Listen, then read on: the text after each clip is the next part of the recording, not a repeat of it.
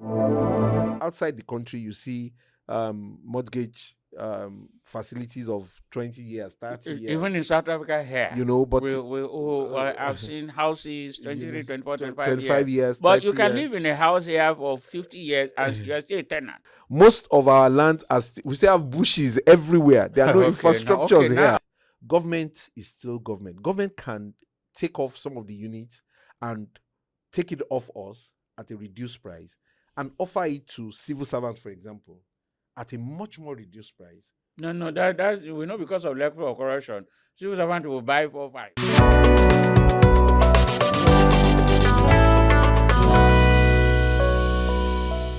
Welcome to Difficult Conversation Africa broadcast, a pioneering platform which attempts to raise, discuss issues many are afraid to face.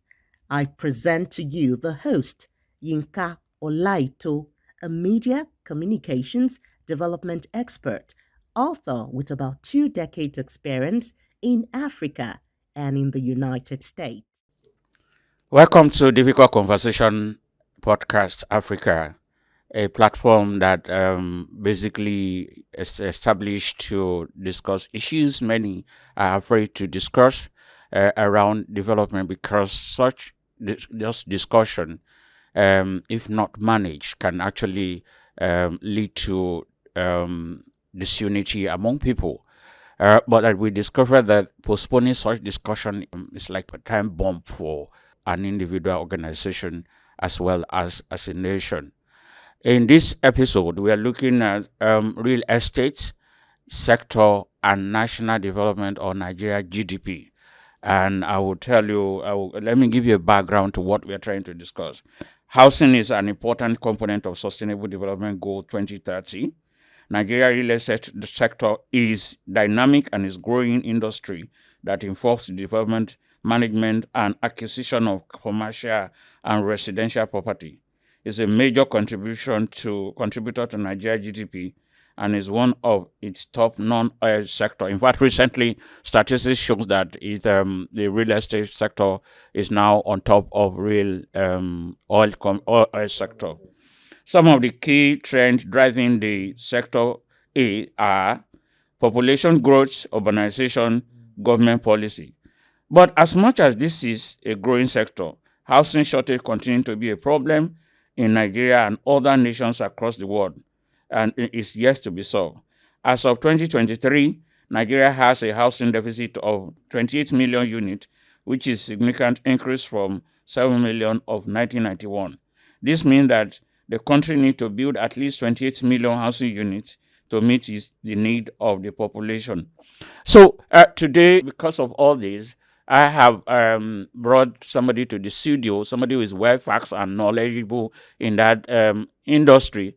He has over 30 years experience across insurance and real estate company, and is group CEO of a real estate firm in Nigeria. Mr. Ayobami Ogunleye, good morning and welcome to the studio. Good morning. Thank you so much, sir.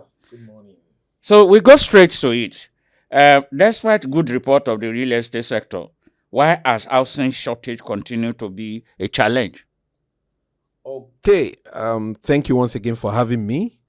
Housing, generally, like we say in real estate is the only real investment. Because the truth of the matter is, when people have their homes, they have paid their rent till they finally leave the surface of the earth. Okay. So if you, for example, you are age 30 and you already have a home that is your home, so if you live till age 90, that means you've paid your rent for 60 years already. So we understand this as practitioners, but the challenge really is the process at which real estate activities take place in this part of the globe. The materials are quite expensive. Some of them are import dependent.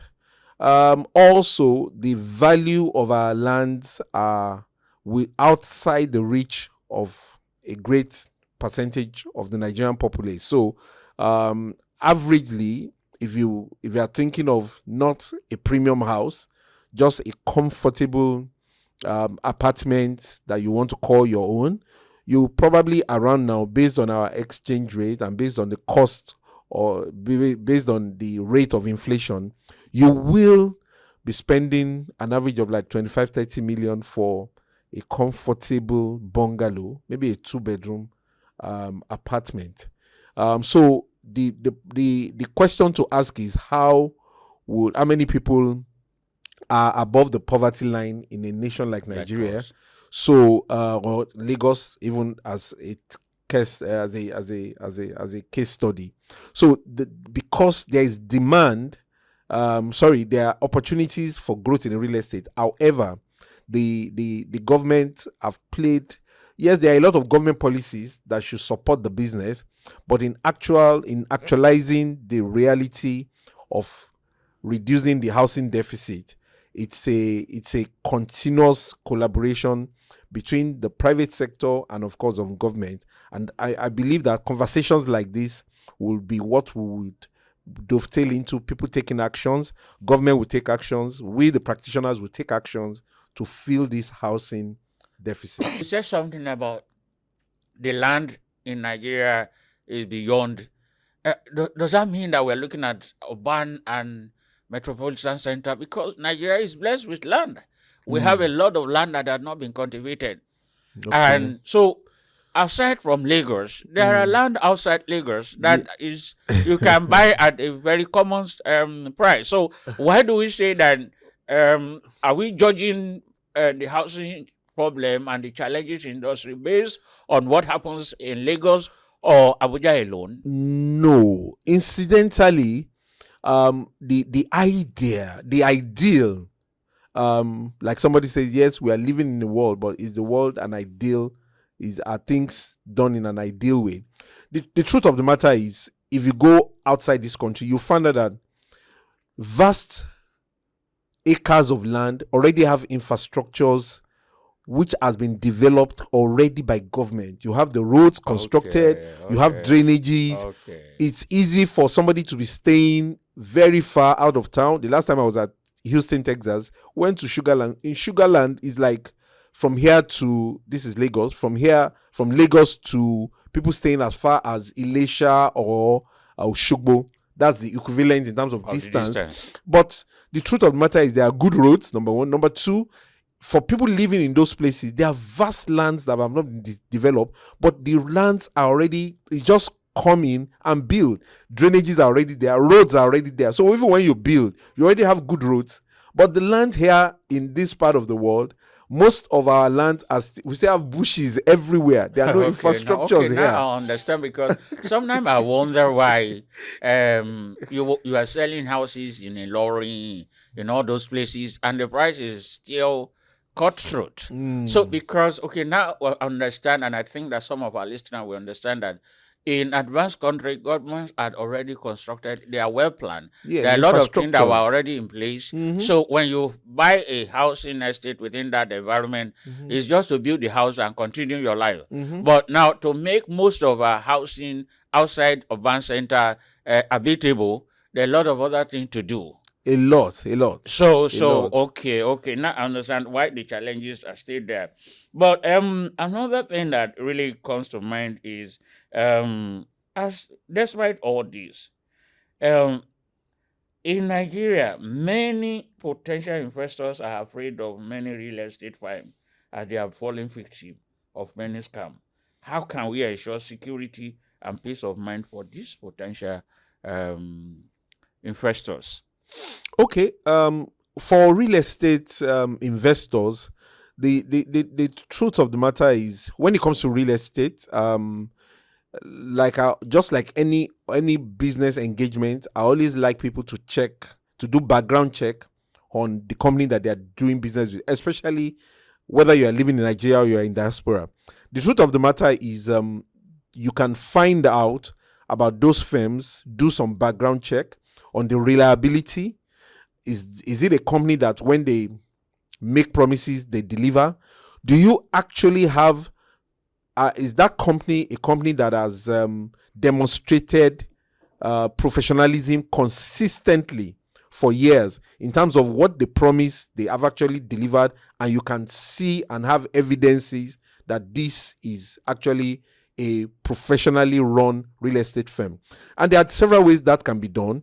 The truth of the matter is, you can on your own independently go to some of the agencies of government to find out about the organization.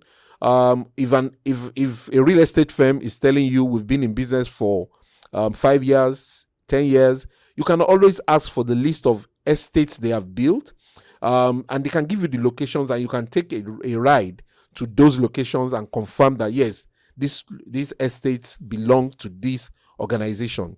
Apart from that, of course, you can also do your independent check. There are some government agencies that you can go and find out about real estate firms and be sure that you are dealing with a professional. If you say number of years you have been there, Yeah. we will know that real estate sectors are just picking up professionally, maybe in the last 10 years max. That's my understanding. Except the old one that they have track record. Majority of real estate firm that we have today, maybe in the last 5 years or something, they just pick up. Years, yeah. And they've done a lot of adverts, they invested in a lot of branding and image, so much that people begin to believe that they can actually deliver. But unfortunately, we've seen that that is not the truth. So going to government, yes, you can go to government. How many real estate firms in Nigeria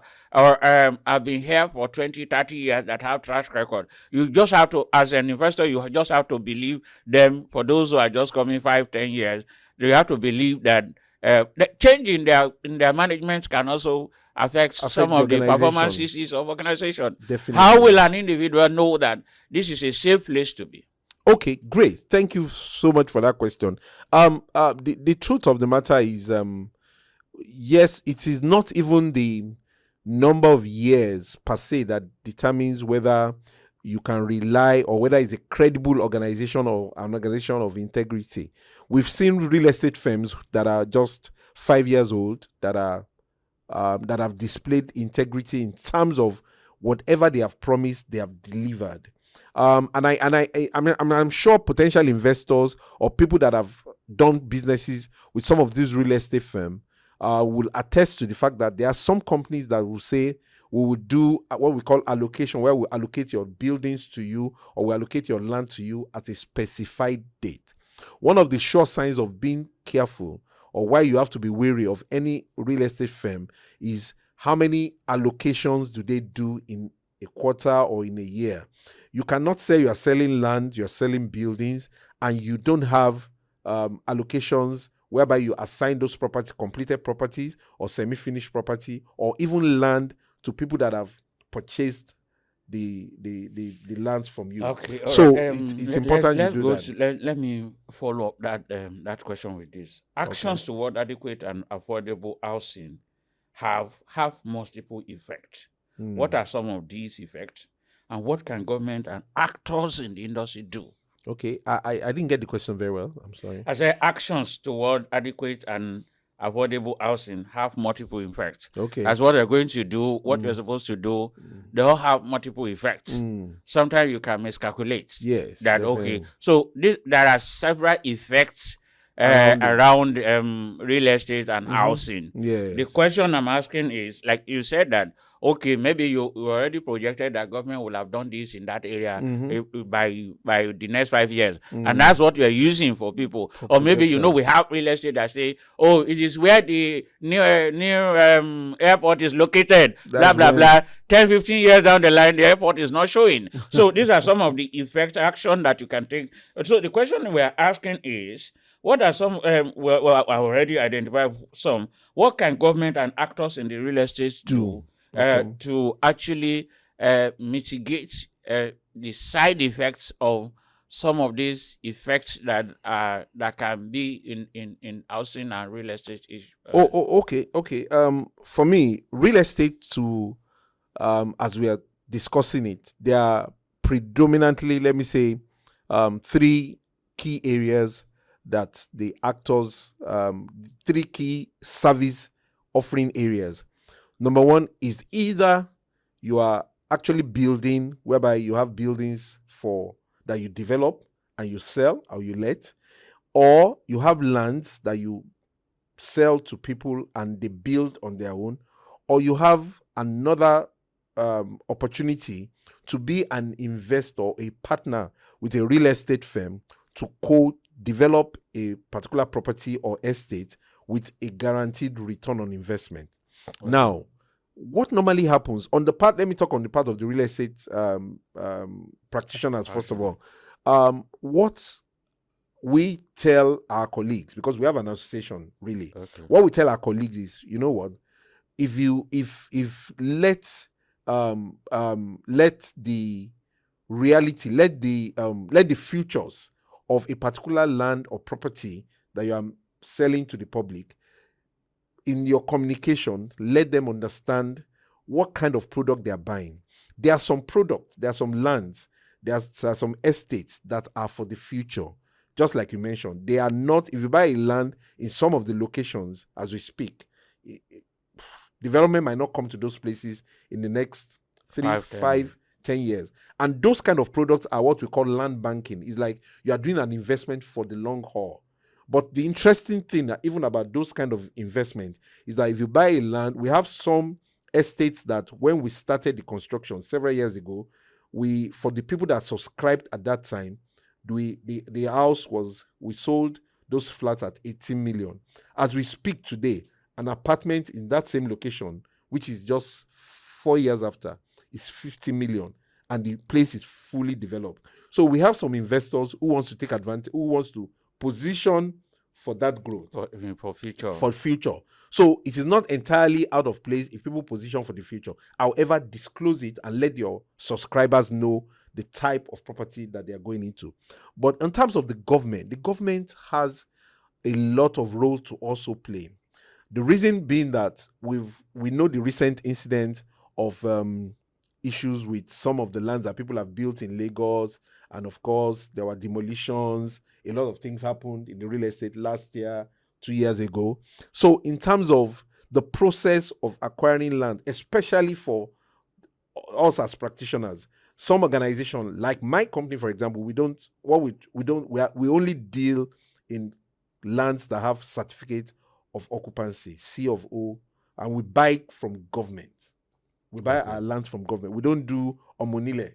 We don't do it belongs to some family. We buy directly from government, so that any of our subscribers can be sure that 15 years down the line, 20 years down the line, nothing happens to. So the government also should make this housing, this land, or every other support that we need from it. And government, incidentally, government has set up a lot of agencies. Even in Lagos State, for example, there are a lot of agencies that are key players in the real estate industry.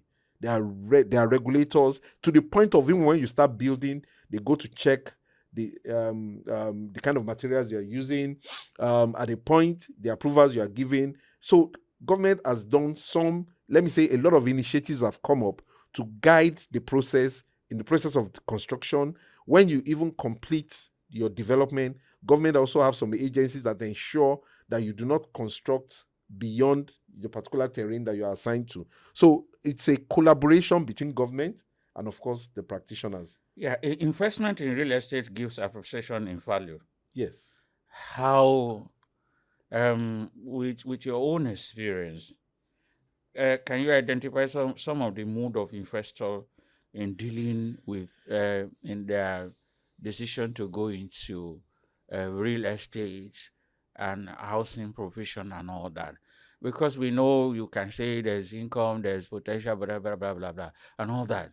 But how do we? What are the mode of people that you have dealt with? Are they really excited every time, or they have reservation about the promises and the future opportunities and the appreciation that come with real estate? And why is it not moving at a rate that one would have expected, given the fact that investments, like you said, is real and is sure? Okay. One of the key factors which is usually something that an average investor or potential subscriber into real estate will consider, is the fact that, like I mentioned earlier on, the returns on investment for real estate is quite attractive. A lot of our subscribers who take up these opportunities within the real estate sector are usually excited about it. However, one of the other issues to consider is the fact that some of our colleagues within the industry have also not lived up to expectation when it comes to the quality of the units that they provide to the subscribers. If you give, there's an expectation that the customers have, and if at the end of the day you've completed your building or you allocate a land to them that does not meet the specification or what they have at the back of their mind, of course they are disappointed at the end of the day. So a lot of customers have also, subscribers have got their fingers burnt, really, because it is not what you subscribed to that you eventually got. But some companies have taken it upon themselves that whatever they promise the client in terms of the quality of the building, the materials being used, the finishing of such building, they painstakingly pay attention to it and deliver. It comes pricey, but they live up to that expectation. So for me, some customers, to answer your question directly, some customers have been disappointed and some are excited about the delivery of the products that they got at the end of the day, and some will keep taking the opportunity. Like I said, what is important, one of the things the real estate practitioners preaches now is the fact that we should have more engagement with our stakeholders. When I talk about stakeholders, government, the people subscribing, and the potential client. Yeah, it is good to do all those lofty adverts. This is what it's going to be like when we complete the construction. But right from inception, let there be communication in terms of stakeholders engagement from time to time. Get feedback. Our company, for example, we do customer survey every month. We do customer survey where we get feedback from both existing customers and potential customers, and it helps us to make our decision. Right. There's one thing that is actually passionate, that we are very passionate here about, is inclusion. And I think that when it comes to housing, real estate, inclusion is a global world that is on fire now, and everybody is trying to see how to be inclusive. So I'm asking again that we know that there's no sustainable development without inclusion. How can we ensure real estate industry promote inclusion in its housing drive? Can real estate in Nigeria create safe and fair environment for all the people in the sector, whether irrespective of their stature, their body shape, and all that? Okay, for me, it's something that I believe is a roadmap that has to be consciously followed by the practitioners in the real estate sector. Inclusiveness or being inclusion, it's something that should be considered. On reality, most of the housing units that I see my colleagues or generally in the real estate sector does not factor inclusion at the point of construction or generally.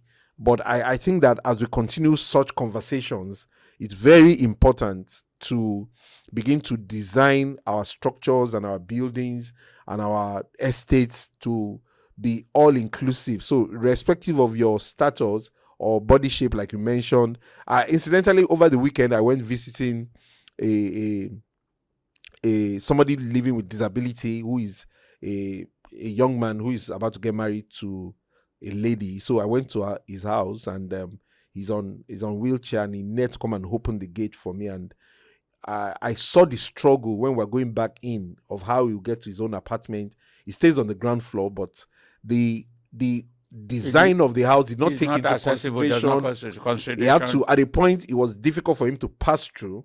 You understand? So that I was not factored into. So that even made me, as a real estate practitioner, to say, oh, these are realities. Yeah. It dawned on me that these are realities, and we should, as practitioners, begin to factor those things, RAMs and everything, to make accessibility to our properties, our A estates very key issue for because everybody. in Nigeria today we have about 35 million persons with disability, and 35 million. statistics continue to show that the number will increase. Basically, globally we have about 1.3 million globally, and Africa has about 80 million.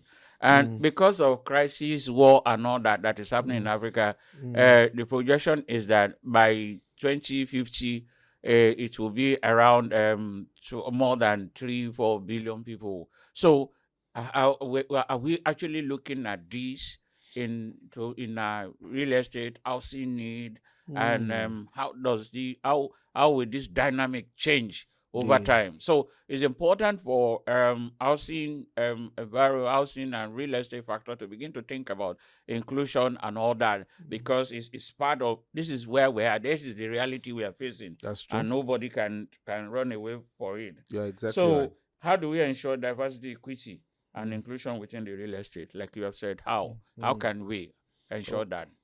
Diversity and inclusion. Let's also not talk about body type or personally person with disability. Let's also look at low-income earners. Okay. How do we ensure diversity, inclusion, or within? Because if you are talking, like you said, 25 million, 30 million, 80 million, where will an average Nigerian get that kind of money? Okay.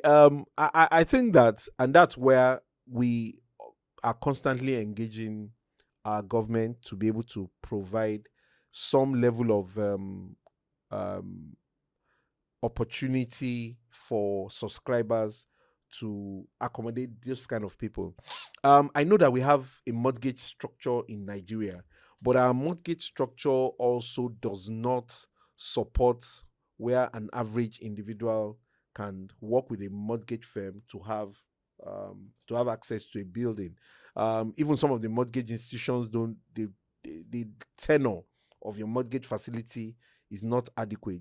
Outside the country, you see mortgage facilities of 20 years, 30 years. Even in South Africa here, but I've seen houses 23, 24, 25 years. But you can live in a house here for 50 years and you are still a tenant. Yes. So because our mortgage structure has not been well configured to take care of that, and of course, yes, we have the National Housing Fund and all of that. But the truth of the matter is, what we believe is that if some of the materials, or if when we want to do mass housing units as professionals, as real estate practitioners, when we want to do mass housing units, if we can have concessions from government in terms of the cost of some of our materials that we use, so that the cost of construction. But why is that conversation not going on between the real estate and government and policymakers? Okay. Yes, the government is going on, but I believe that it's we should go beyond just talking about it.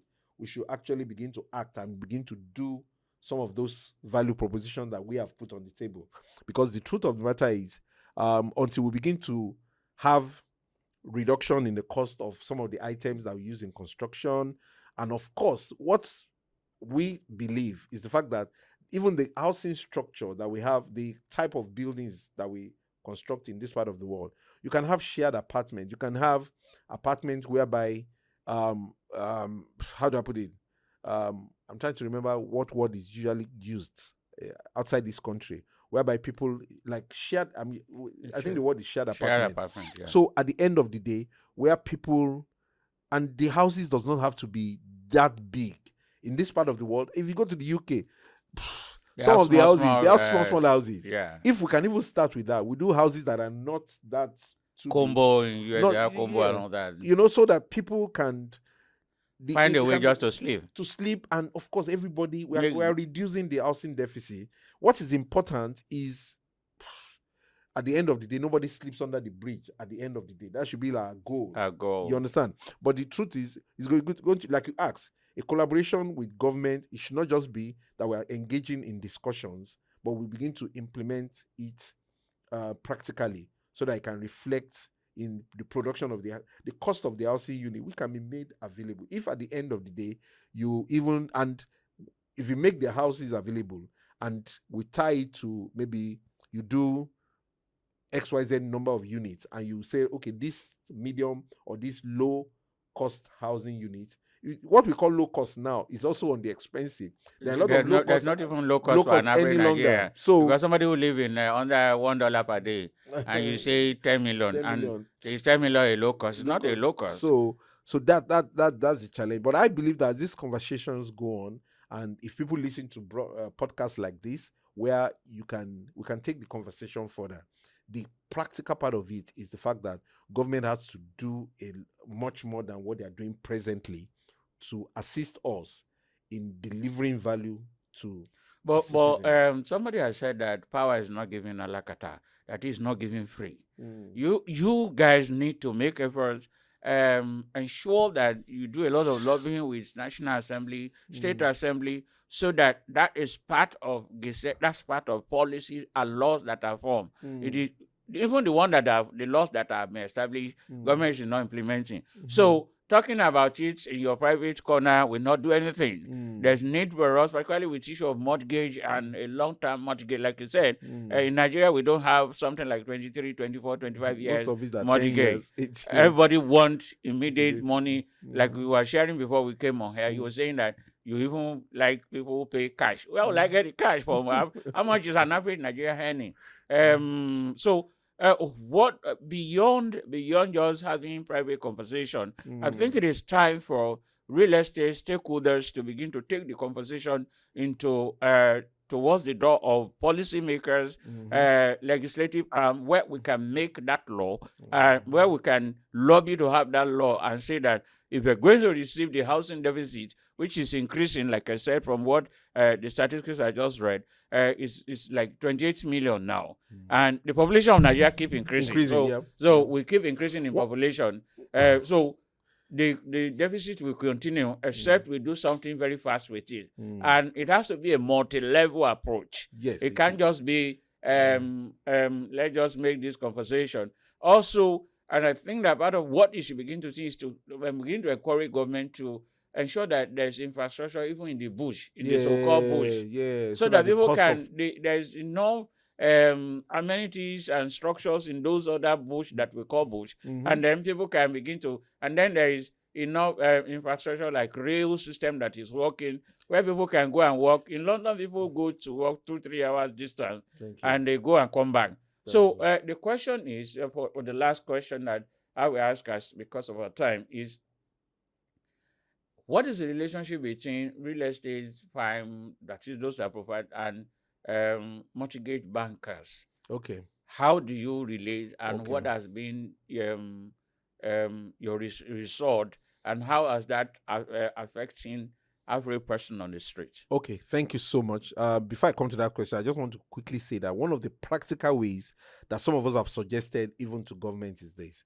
When we do our housing unit, government is still government. Government can take off some of the units and take it off us at a reduced price and offer it to civil servants, for example, at a much more reduced price. No, that's we know, because of electoral corruption, civil servant will buy 4-5. So I think we should. So if you say civil servant, it doesn't have to be civil servant. It can be every person on the street. Every person on the street. Well, you're right. A self-employed person. Or something. The problem is we do not have enough data. That's also and the other thing is that you now find one person trying to buy all the houses to resell. And then resell. Then so we're back to square one. These are some of the challenges that I think that are still there. But like we say, there's always another day for conversation. Thank you, Mr. Ayobami Ogunleye, for the opportunity to talk about this and have this discussion. This is just the beginning. There will be other conversation around housing and as many issues that are affecting development. But being that as it may, we already understand, it's already showing that real estate sector is adding more value in terms of economic generation to Nigeria GDP, and therefore it is time for government to begin to look at that side. And like our expert has said, that it's time for government to begin to take the initiative, take the bull by the horn. If we're going to reduce the housing shortage, it's going to be a multi-level approach to it. It's going to be a collaboration. The private-public initiative must continue and all that. And so thank you for the opportunity, and thank you for listening, listeners. Thank you for today. Bye-bye. Thank you, Mr. Awami. Thank We you so appreciate much, you. sir. God Thank bless you. you. All right.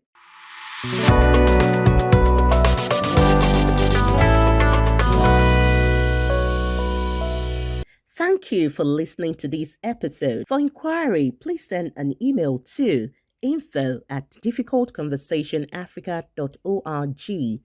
Telephone 0809 591. Please follow us on YouTube, Facebook, Instagram, and Twitter at Difficult Conversation Africa. See you soon.